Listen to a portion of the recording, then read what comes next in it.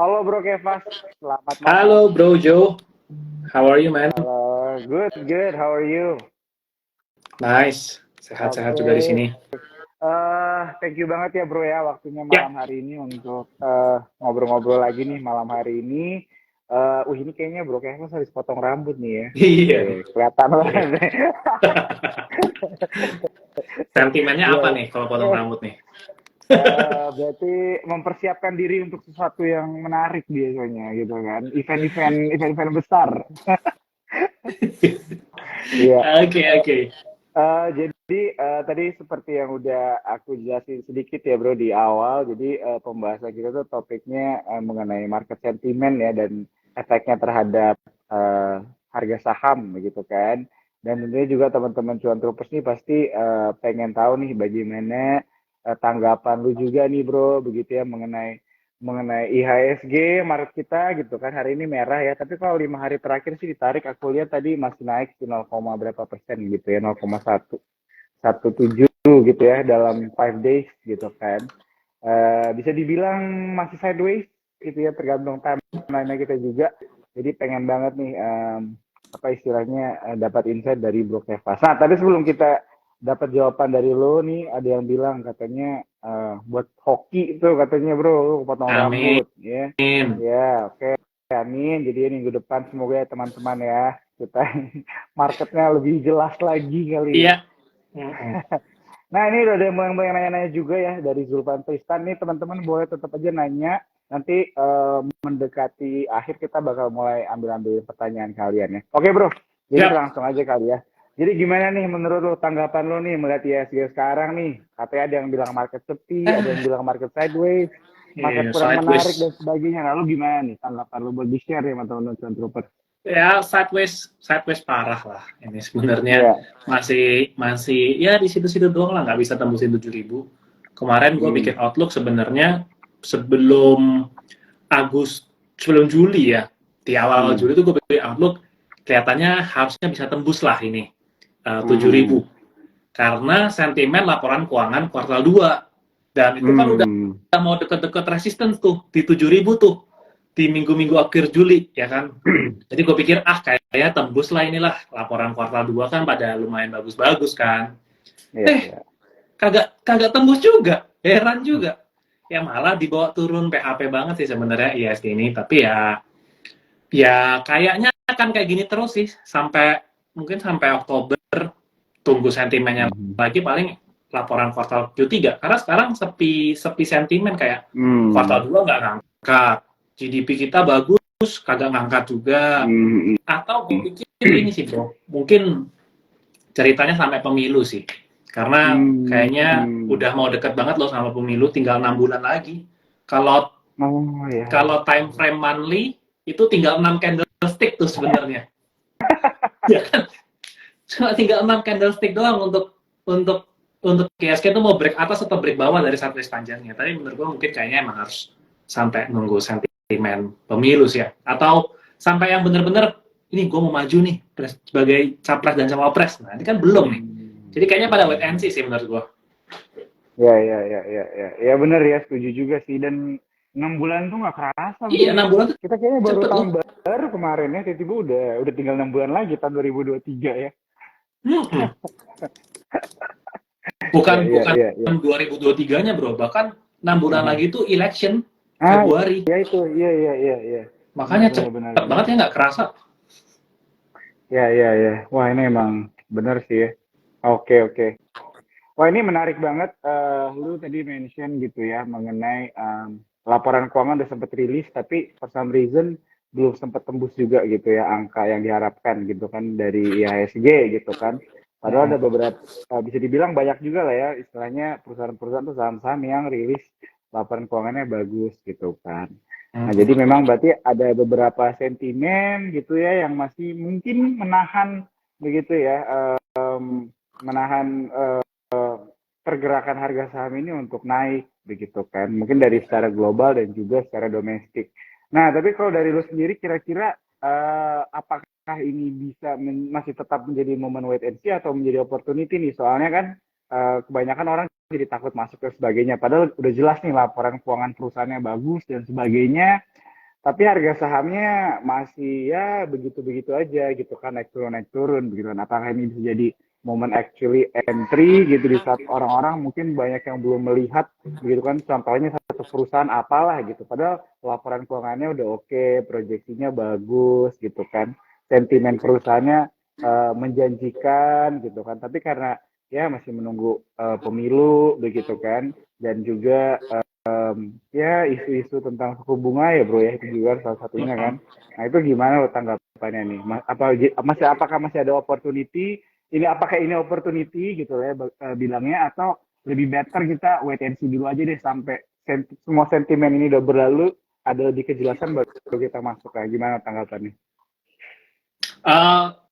Kalau harapan pasti tentu kalau mau dapat cuannya banyak ya pinginnya ada koreksi ya di saham-saham yang bagus tapi belum punya posisi. Kalau sudah punya posisi nggak pengen koreksi. Ya. Tapi biasanya dari pengalaman ya 9 tahun di market, biasanya memang Agustus, September, Oktober ini bulan-bulan sepi, bulan-bulan agak cenderung bearish biasanya.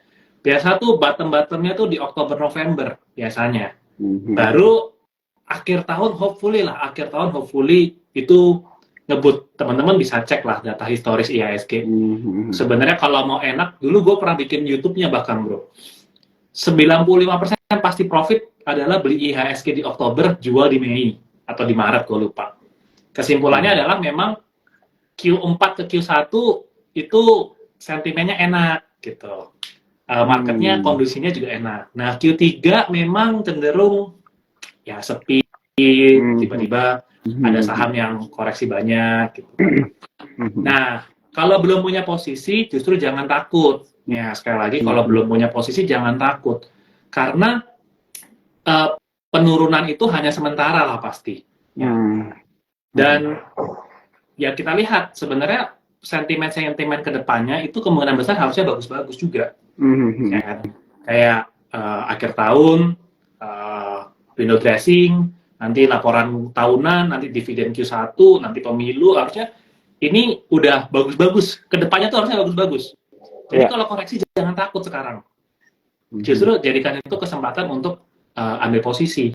Ya apalagi kalau tiba-tiba koreksi, out of nowhere tiba-tiba koreksi, jangan takut. Karena kedepannya asal teman-teman daya juangnya tinggi ya kedepannya bagus. Tapi tentu sekali lagi tetap harus di cross check juga dengan per masing-masing perusahaannya juga ya. Gitu. Jadi ya kalau sentimennya bagus tapi perusahaannya memang tidak bertumbuh ya sulit juga. Jadi kalau saya tetap tekenin perusahaannya harus bertumbuh. Ya. Jadi teman-teman cuan troopers penting ya kita untuk tidak hanya melihat dari sentimen tapi juga dari pertumbuhan perusahaannya ya, begitu. Oke. Nah, bro, oke kita tadi bahas ini ya tentang entry gitu kan, masuk ke dalam market gitu kan dengan sentimen-sentimen yang ada. Nah, tapi kita belum bahas nih tentang sentimen-sentimen yang lagi seru apa gitu. Karena obviously kan sentimen tuh banyak banget ya, bisa dari data ekonomi internasional sampai di dalam negara sendiri tuh bisa jadi sentimen gitu kan, atau enggak manajemen perusahaan yang mereka ingin buat dan sebagainya itu bisa termasuk sentimen juga kali ya gitu kan. Nah mungkin dari lu aja nih mungkin, atau satu atau dua aja sentimen apa sekarang yang menurut lu tuh cukup impactful terhadap market sekarang, yang mungkin bisa di-share nih sama teman cuan troopers supaya mereka juga bisa keep an eye lah untuk sentimen ini. Boleh di-share? Sentimen itu menurut gue yang paling ditunggu sama banyak investor adalah suku bunganya US sih menurut gue. Ya, karena kan menurut gue ya ini juga diprediksi banyak analis kan prediksi akhir tahun ini atau paling awal tahun depan lah suku bunga itu yang US sudah mulai turun. Nah kalau turun itu memang udah harusnya ya, ini harusnya, kadang kan market anomali ya kita nggak tahu. Itu suku bunga turun itu udah sentimennya enak banget harusnya buat market ya gitu. Meskipun itu global karena suku bunga US, tapi kalau suku bunga US turun nanti ikutan juga Indonesia mulai turun. Ya Indonesia suku bunganya udah nggak naik lagi sih sekarang, masih stuck gitu ya. Jadi kemungkinan besar kalau US turun atau udah nyetop aja minimal, Indo juga turun. Nah kalau suku bunga turun, ya berarti kan ekonomi mulai bergairah lagi, ekonomi bergairah, ya saham-saham harusnya bisa mulai jalan. Jadi gue expect sebenarnya 2024 tuh periode yang bagus. Gue inget 2014 gue kan mulai bro, ya kan, 10 tahun yang lalu tuh berarti pas pemilu juga. Ya berharap yang menang disukain sama market gitu aja. Kalau yang menang disukain sama market, 2014 tuh gue enak banget. Pertama kali mulai kayak gue merasa beginner's luck lah, ya kan. Jadi beli apa aja enak lah pokoknya gitu. Karena sekarang sentimennya juga bagus. Nah hopefully 2024 kayak gitu. Buat teman-teman yang penganut teknikal juga sebenarnya teman-teman kan ngelihat ya market IHSG kalau teman-teman pakai time frame weekly atau monthly itu kan sideways parah. Udah setahun sideways parah. Namanya sideways, either dia break atas atau break bawah kan. Ini kan konsolidasi udah panjang. Nah, kalau break atas, ya udah. Sideways, break atas, technical ya buy on breakout. Ya, jadi harusnya sih 2024 oke. Jadi skip masih 2023 ya, tapi gue sih optimis ngeliat tahun-tahun ke depan sih. Jadi jangan takut lah kalau masuk sekarang. Gitu. Ya. Aku setuju ya teman-teman cuan troopers ya dengan statementnya Bro Kevas gitu ya. Jangan takut tapi tetap ya kalian harus melakukan analisa masing-masing juga begitu ya. Dan memang karena aku berpegang banget sih sama laporan keuangan juga gitu ya dan prospek perusahaan dan manajemen juga sih. Jadi sebenarnya untuk bisa dibilang ya perusahaan-perusahaan yang memang udah jelas sih sebenarnya kalau sentimennya hanya begini-begini aja sih sebenarnya nggak terlalu menjadi concern buat aku ya secara personal sih gitu. Oke, nah ini menarik nih ya tadi Bro Kevas ada mention mengenai sentimen suku bunga dan juga sentimen pemilu nih, begitu kan. Nah kalau misalnya kita masuk sektor nih Bro ya, jadi kalau ngomongin mengenai suku bunga gitu ya, biasanya sektor apa nih Bro yang jangan diuntungkan ya, biasanya sektor yang populer lah ya, sektor yang populer kalau misalnya suku bunga itu apa ya menjadi sentimen yang paling sering dibahas gitu, atau suku bunganya tinggi, biasanya sektor apa nih yang paling menarik? Ya, ya pertama paling gampang banking dulu lah ya, banking tidak akan terpengaruh gimana dan sebenarnya mau naik mau turun, kalau turun sebenarnya overall buat ekonomi bagus suku bunga, ya kan. Jadi consumer goods I think oke, gitu ya, and then property I think oke juga sebenarnya kalau ngelihat hubungan ekonominya ya. Terus kalau ke mikronya ya paling semua perusahaan yang banyak utang ini agak tenang, karena kalau suku bunga turun utang-utangnya kan nilainya bisa lebih kecil ya, jadi beban bunganya kecil ya. Jadi untuk suku bunga sih paling correlated menurut saya ke consumers, terus ke banking sama ke properti sih. Kalau sektor-sektor lain misalnya kayak coal gitu ya, itu semua tergantung tadi dia memang banyak pinjaman nggak gitu. Kalau banyak pinjaman ya dia diuntungkan. Kalau nggak ada pinjaman ya sebenarnya mau suku bunga naik atau turun nggak terlalu berpengaruh gitu. Ya. Wah, menarik ya kalau misalnya lo mention sektor banking, soalnya bro gue juga baca kemarin di berita itu kalau nggak salah di 3 pemilu terakhir ke belakang itu yang menarik tuh sektor banking loh. Gue nggak tahu tuh. Ya gue nggak tahu ya. Gue baca di berita doang sih gitu kan. Dan lu kan tadi mention lu mulai 2014 ya. 10 tahun lalu pas lagi pemilu juga. Jadi itu mungkin bisa I don't know if that's true gitu ya. Tapi menarik juga kalau misalnya dengan data pemilu ke belakang 3 kali itu sektor banking itu yang selalu diuntungkan gitu kan. Jadi bisa jadi perhatian juga. Soalnya tanpa sentimen pemilu juga, maksudnya kemarin aja sektor banking oke aja gitu loh ya kan, bisa dibilang juga kayak at least nggak terlalu populer banget tapi steady aja sih. Itu kalau gue ngeliatnya gitu. Kalau menurut lo gimana? Ini gue flip kamera bisa? Boleh Nah, boleh banget. Nah ini kemarin gue bikin ini nih buat teman-teman yang join ke sukornya saya manage kan. Nah kemarin saya bikin gathering, bikin update lah 1 bulan terakhir. IHSG cuma 0,05. Sorry, ini year to date. ya sepanjang tahun. Mhm. IDX Finance bro, juga stuck nih yang bawahnya, kelihatan nggak ya? Oh iya.